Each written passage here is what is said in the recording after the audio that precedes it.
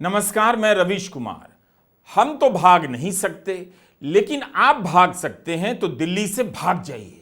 वैसे भले ही उनकी संख्या अभी बहुत कम है, लेकिन ऐसे लोग हैं जो जहरीली हवा के टाइम में दिल्ली से भाग जाते हैं।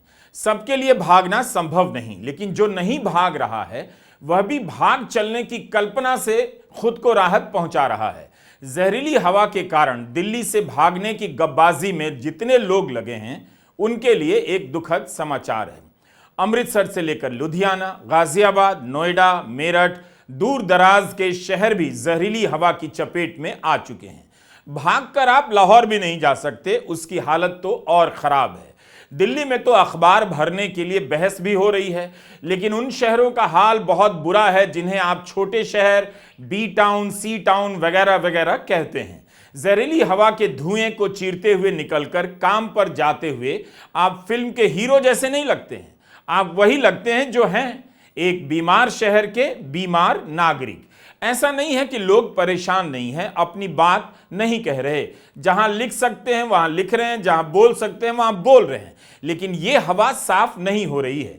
क्या इसका वाकई कोई समाधान नहीं? 7-8 साल से दिल्ली में जहरीली हवा का घनघोर कवरेज चल रहा है। हर तरह के समाधान पर बात हो चुकी है। अब दो ही बातें हो सकती हैं, या तो समाधान है ही नहीं, या फिर जो समाधान है उसे लागू नहीं किया जा रहा। सबकी आंखों के सामने जहरीला कोहरा सुबह से लेकर शाम तक दिल्ली में पसरा रहता है, लेकिन 89% साक्षरता वाली इस राजधानी में जागरूकता का आलम यह है कि किसी को फर्क नहीं पड़ रहा।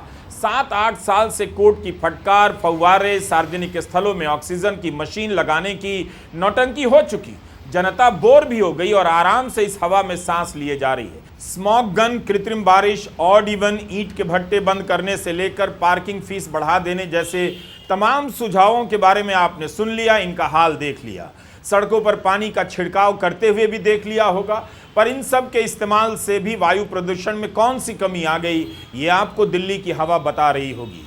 यह जो वीडियो आप देख रहे हैं वो दुनिया के सबसे प्रदूषित शहर दिल्ली का है। G20 के देशों की राजधानियों में सबसे खराब हवा दिल्ली की है। ब्रिक्स देशों की राजधानियों में सबसे खराब हवा दिल्ली की है। स्विस एयर क्वालिटी के अनुसार दिल्ली में AQI 1100 हो गई। सुबह सुबह इस तरह का जहरीला कोहरा देखकर अंदाजा तो लग जाता है कि सांस लेना मुश्किल होगा, लेकिन क्या आप कल्पना कर पाते हैं कि AQI 200, 300 या 1133 होता है तो आपकी सेहत पर क्या असर पड़ता है?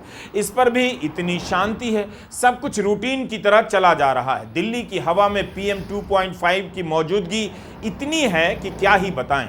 विश्व स्वास्थ्य संगठन ने जो मानक तय किए हैं उससे 70 गुना से भी अधिक है PM 2.5 दिल्ली की हवा में। 2016 में दिल्ली को स्मार्ट सिटी बनाया गया। स्मार्ट सिटी को लेकर अंतर्राष्ट्रीय समझ तो यही है कि ऐसी सिटी में प्रदूषण कम हो, सार्वजनिक यातायात की व्यवस्था, नेटवर्क इस तरह से बन जाए ताकि लोग कारों का इस्तेमाल कम से कम करें। क्या दिल्ली इस तरह की स्मार्ट सिटी है? भारत के स्मार्ट सिटी प्लान में भी इसी तरह की बातें हैं, लेकिन क्या दिल्ली साफ सुथरी हवा वाली स्मार्ट हो गई? एक और बात आपको जाननी ही चाहिए। 2019 में भारत सरकार ने पूरे देश की हवा को साफ करने के लिए राष्ट्रीय स्वच्छ वायु कार्यक्रम बनाया। नाम देखिए, जिस 5 साल के लक्ष्य के साथ 2019 में NCAP बना वह तो पूरा नहीं हुआ, बस 5 साल पूरा हो गया। उस समय के मंत्री डॉक्टर हर्षवर्धन ने national clean air policy NCAP launch करते हुए कहा कि हमारा उद्देश्य 2017 के मुकाबले 2024 तक PM 2.5 और PM 10 की मात्रा में 20 से 30% की कमी लाने का होगा। आगे चलकर 2026 तक 40% की कमी करने का लक्ष्य दिया गया। 2024 तो आ गया, बल्कि जा रहा है। इस NCAP ने क्या हासिल कर लिया? PM 2.5 कम हुआ या बढ़ गया? स्वच्छ वायु कार्यक्रम लॉन्च करते समय क्या क्या सपने दिखाए गए, लेकिन जो हवा 5 साल बाद 2024 में आपको मिलनी थी, क्या मिल गई? We are starting with a modest target of improving the air quality by 20 to 30% in the next 5 years, that is by the year 2023, starting from the 2017 levels. So this is, I think, one of the most important programs about which we are very passionate.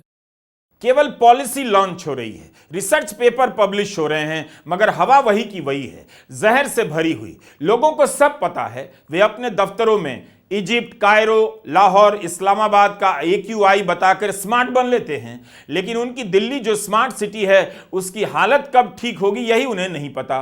प्रदूषण की महामारी पर हर angle से reporting हो चुकी है। सड़क पर होने वाले प्रदूषण से लेकर आपके घर के भीतर होने वाले प्रदूषण पर, आपकी त्वचा और फेफड़ों पर इसके असर पर तमाम लेख छप चुके हैं। बच्चों पर, बुजुर्गों पर, महिलाओं पर, सब पर अलग अलग तरह के प्रभाव पर लेख और रिपोर्ट छप चुकी है। कहीं पर कृत्रिम बारिश तो कहीं पर कोई रिसर्च बता रहा है कि 20 पौधे मिले हैं जो आपको प्रदूषण के असर से बचा सकते हैं। यही नहीं, अब इस प्रदूषण का कवरेज बेहद टेक्निकल होता जा रहा है। अखबारों की रिपोर्ट में लाल पीले रंग की रेखाओं से भरे ग्राफ ही दिखते हैं। हवा साफ नहीं होती। मतलब आप दिल्ली वालों को, इसके आसपास रहने वालों को कितने तरीके से जागरूक किया जाए, कब तक किया जाए, कितना ग्राफिक्स बनाया जाए, कितना डेटा दिया जाए, कितनी बार बताया जाए कि यह हवा सांस लेने लायक नहीं है। कोई पराली का डेटा निकाल रहा है, कोई कारों से होने वाले प्रदूषण का डेटा ला रहा है। हर तरह के तथ्य हैं, तर्क हैं, फिर भी यहां की हवा जहरीली है। धार्मिक आस्था के नाम पर तो भड़कने में देर नहीं लगती। यहां 7 साल से हवा जहरीली हुई जा रही है, किसी को फर्क नहीं पड़ता। यह किस टाइप के जागरूक लोगों से भरी राजधानी है जहां सब है लेकिन इस हवा का कोई समाधान नहीं। कई बार लगता है लोग कल्पना नहीं कर पा रहे हैं कि इस जहर का उनकी सेहत पर क्या असर पड़ रहा है। जो भी सर दर्द हो रहा है, आंखों में जलन हो रही है, उसके साथ जीना सीख गए। लेकिन कार्बन खानदान के बारीक से बारीक तत्वों का असर इसी तरह सीमित नहीं रहता है। आपका ही ये फेफड़ा है, इसमें कार्बन खानदान के ये बारीक कण PM 2.5 से लेकर PM 10 अगर जाएंगे तो लंबे समय के लिए नुकसान पहुंचाएंगे। इस भ्रम में मत रहिएगा कि ये कार्बन कण आपके फेफड़े में ऑक्सीजन के साथ घूमने गए हैं और घूम फिर कर वहां से बाहर निकल आएंगे। जो गया वो फेफड़े में जम जाता है और उसे कमजोर करता है। ब्रोंकाइटिस, लंग कैंसर, एम्फिसीमा, इन सब घातक बीमारियों का नाम तो आपने सुना होगा। नहीं भी सुना तो कोई बात नहीं, अगर लंबे समय तक इस हवा में सांस लेते रहे तो इन बीमारियों के बारे में भी ठीक से जान जाएंगे। लोगों को दमा हो रहा है। गर्भवती महिलाओं के पेट में जो बच्चा है उसके भी दमा होने का चांस बढ़ जाता है। COPD मतलब क्रोनिक ऑब्स्ट्रक्टिव पल्मोनरी डिजीज, ये भी सांस लेने की एक बीमारी है। धीरे धीरे आपके फेफड़े खराब होने लग जाते हैं।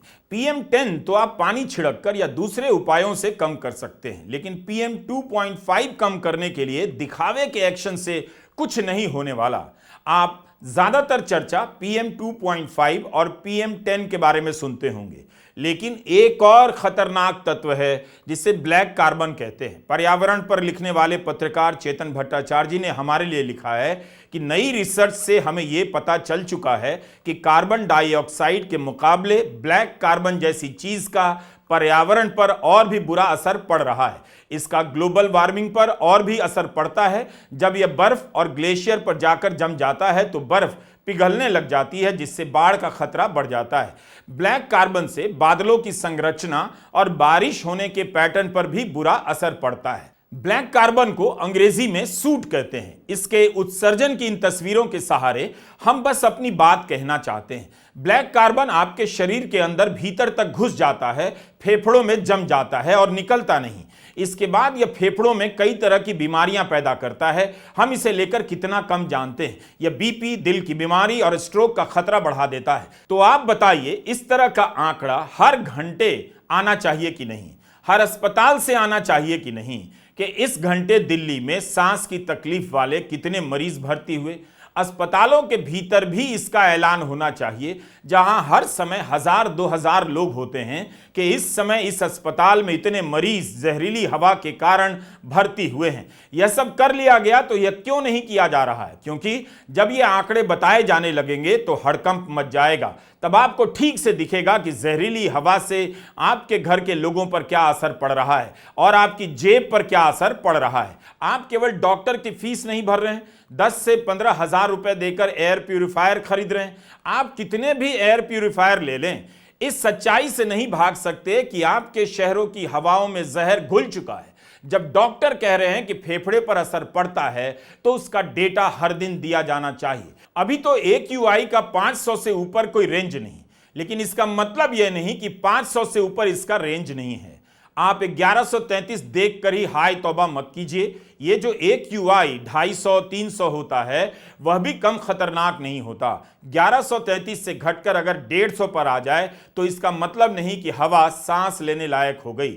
इतनी आसानी से ये डेटा आपके सामने नहीं आ जाते। इसका हिसाब लगाने की प्रक्रिया काफी वैज्ञानिक है, जटिल भी है। इस जहर को समझने और समझाने का विज्ञान, इसकी रिपोर्टिंग, तमाम चीजें विकसित हो गईं, बस जहर दूर नहीं हो रहा। जैसे सांप्रदायिकता ने लोगों को सुन्न कर दिया है, वैसे ही दिल्ली की जहरीली हवा ने। यहां खराब, बहुत खराब, खतरनाक, बेहद हानिकारक, आंकड़ों से अगर लोग नहीं समझते तो रंगों का इस्तेमाल हो रहा है। एकदम भभकता हुआ लाल रंग मतलब डेंजर साइन पार कर चुका होता है। सरकार 2-4 बयान देती है, अदालत किसी को फटकार देती है, लेकिन आपका फेफड़ा बेचारा चुपचाप कार्बन बटोरता रह जाता है। नई नई शब्दावली आ जा रही है। दिल्ली सरकार 2020 से ग्रीन वॉर रूम चला रही है और हवा है कि ब्लैक ब्लैक हुई जा रही है। हर कैटेगरी आपकी सेहत के लिए खराब है। रूटीन सा हो गया है। दिल्ली के समय प्रदूषित हवा और छठ के समय प्रदूषित यमुना के वीडियो का वायरल हो जाना। अक्टूबर और नवंबर यमुना को साफ करने की कस्में खाने का महीना बन चुका है। दिल्ली में अक्टूबर और नवंबर का महीना कितना शानदार माना जाता था, लेकिन इसकी सारी खूबसूरती स्मॉग के जहर ने बर्बाद कर दी है।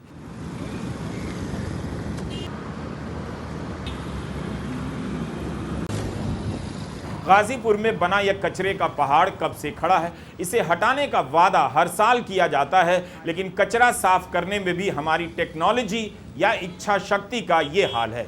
यह है इसका नुकसान। आखिर दिल्ली के ही लोगों को उठाना पड़ रहा है। यह पहाड़ दिल्ली को जमीन के भीतर प्रदूषित कर रहा है और जमीन के ऊपर भी हवा से लेकर पानी में जहर घोल रहा है। इसके करीब से निकलना और इसमें काम करना, दोनों ही मामले में यह कूड़ा बीमारियों का निमंत्रण है। कैंसर, अस्थमा, त्वचा की बीमारियां, पेट की बीमारियां, आंखों की बीमारियां, मानसिक अवसाद वगैरह वगैरह। कूड़े के इन सड़ते हुए पहाड़ों पर काम करने वालों और इनके पास रहने वालों की हालत पर किसने कब ध्यान दिया। दिल्ली हर रोज अपनी वेस्ट ट्रीटमेंट क्षमता से 3000 टन अधिक कूड़ा पैदा करती है, हर रोज। इसी दिल्ली गुरुग्राम में नमाज पढ़ते हुए लोगों को रोकने के लिए प्रदर्शन हो जाता है। वायु प्रदूषण को लेकर आपने कब अपने शहर में कोई जन आंदोलन देखा है? सारी बहस पराली जलाने से शुरू होती है और पराली जलाने पर खत्म हो जाती है। पराली काटने की मशीन और सब्सिडी देने की नीति का क्या हुआ? उसका रिजल्ट क्यों नहीं आ रहा? कितने किसानों को पराली काटने की मशीनें दी गई और क्या ये मशीनें टेस्ला कंपनी की हैं जो इनकी सप्लाई नहीं बढ़ाई जा सकती? अब तो कई रिपोर्ट में यह दिखाया जा चुका है कि दिल्ली में जितना भी PM 2.5 है उसमें 40% योगदान इस शहर में चलने वाली लाखों कारों का है। इन कारों पर तो जुर्माना नहीं लगता। पराली जलाने वाले किसानों पर केस मुकदमे हो जाते हैं, उन पर लगने वाला जुर्माना डबल हो जाता है। अनिंद्य चक्रवर्ती ने एक ट्वीट में लिखा है कि किसानों को इसलिए पराली जलानी पड़ती है क्योंकि ऐसा करने से उन्हें हर घंटे प्रति क्विंटल 100-150 रुपए की बचत होती है। वे आगे लिखते हैं कि अगर मनरेगा के तहत लोगों को मजदूरी दी जाए तो खेतों से पराली को हटाने में मदद मिलेगी। गरीब खेतिहर मजदूरों को काम मिलेगा, किसानों को पैसा नहीं देना पड़ेगा और हवा साफ रहेगी। कृषि के जानकार देवेंद्र शर्मा ने पराली से प्रदूषण होने के बारे में लिखा है कि कैसे दिल्ली के वायु प्रदूषण में पराली से ज्यादा SUV गाड़ियों का हाथ है। उन्होंने बताया कि अगर आप पराली जलाते हैं तो दिल्ली के प्रदूषण में 1.5% से भी कम के जिम्मेदार हैं, मगर आप गाड़ी चलाते हैं या SUV चलाते हैं तो आप 14% से अधिक प्रदूषण के जिम्मेदार हैं। ऐसा नहीं है कि किसान पराली का समाधान नहीं खोजना चाहते। पिछले साल की खबर है कि पंजाब के 1.5 लाख से अधिक किसानों ने पराली मैनेज करने वाली मशीनों के लिए अप्लाई किया। धान की कटाई और गेहूं के बीजने में बहुत कम अंतर होता है। इसी छोटी अवधि में किसान को अपना खेत गेहूं के लिए तैयार करना होता है। त्योहार सीजन के चलते इस समय लेबर कम मिलती है। ऐसे में सरकारों को पराली मैनेज करने के लिए बड़े स्केल पर ठोस कदम उठाने की जरूरत है। किसानों पर सारा दोष मढ़ देने से समाधान नहीं होगा और हुआ भी नहीं। कई बड़े शहरों में जैसे ही हवा खराब होती है, मेट्रो और बस का किराया कम कर दिया जाता है ताकि लोग ज्यादा से ज्यादा इस्तेमाल करें, कारें कम चलाएं। सैन फ्रांसिस्को और पेरिस जैसे शहरों में ऐसा करने की रवायत है। यूरोप के कई शहरों में ऐसा किया जाता है, मगर दिल्ली में खबर आती है MCD 400 पार्किंग की फीस दुगनी करने के प्रस्ताव पर विचार कर रही है। पार्किंग फीस महंगी कर देने से लोग कार निकालना बंद नहीं करेंगे। केजरीवाल सरकार ने ऑड इवन का नियम लागू किया तो दिल्ली के कई लोगों ने एक और गाड़ी खरीद ली। इस शहर में पार्किंग महंगी करके गाड़ी का उपयोग कम नहीं किया जा सकता।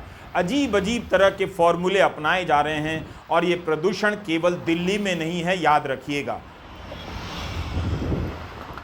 उत्तर भारत के बहुत से शहरों की वैसी ही हालत है जैसी हालत आपकी दिल्ली की। आपके शहर और हमारे शहर के AQI के आंकड़ों में थोड़ा बहुत अंतर होने से फेफड़ों को कोई फर्क नहीं पड़ने वाला। वायु प्रदूषण पर लगातार लिखने वाले पत्रकार चेतन भट्टाचार्य जी ने राष्ट्रीय स्वच्छ वायु नीति NCAP की खामियों को उजागर किया है। इसकी सबसे बड़ी कमी है कि इसमें शहरों पर जोर दिया जाता है मगर शहर के आसपास के इलाकों पर कम ध्यान दिया जाता है। यह समझना क्यों जरूरी है? क्योंकि आमतौर पर प्रदूषण फैलाने वाली यूनिट हर शहर के बाहर होती है। केंद्र सरकार प्रदूषण कम करने के लिए केवल शहरों को प्रोत्साहन फंड देती है। इससे शहरों के बाहरी इलाकों पर प्रदूषण कम करने का दबाव कम पड़ता है। तो हमें सबसे पहले यह समझना है कि केवल दिल्ली की हवा जहरीली नहीं है, दूसरे कई शहरों की हवा जहरीली हो चुकी है। दिल्ली में तो कुछ अच्छे अस्पताल भी हैं जहां लोगों को इलाज मिल जाता होगा, लेकिन छोटे शहरों की हालत का अंदाजा आपको मुझसे बेहतर है। छोटे शहरों में वायु प्रदूषण की हालत और भी ज्यादा खराब है। आप नहीं जानते क्योंकि वहां पर वायु प्रदूषण नापने के पर्याप्त उपकरण नहीं है। इसी दिवाली पर गाजियाबाद के बाद भारत का सबसे ज्यादा प्रदूषित शहर था बीकानेर। बीकानेर तो दिल्ली, मुंबई, कोलकाता के सामने उतना बड़ा शहर नहीं, तब भी यहां पर प्रदूषण इतना ज्यादा था। यह इसलिए पता चल सका क्योंकि यहां वायु प्रदूषण नापने की मशीन लगी थी। फिलहाल भारत में केवल 550 शहरों में ऐसे सेंसर लगे हैं। तो हमारे पास सब कुछ है, डेटा है, विज्ञान है। इस प्रदूषण का असर अपनी आंखों से देखने के लिए आंखें हैं जो ऐसी हवा में जलने लगती हैं, बीमारियां हैं जिसे आप मेडिकल रिपोर्ट से देख सकते हैं। पता सब कुछ है मगर हवा है कि साफ नहीं हो रही। ऐसी भी क्या लाचारी या किसी को परवाह ही नहीं है। नमस्कार, मैं रवीश कुमार।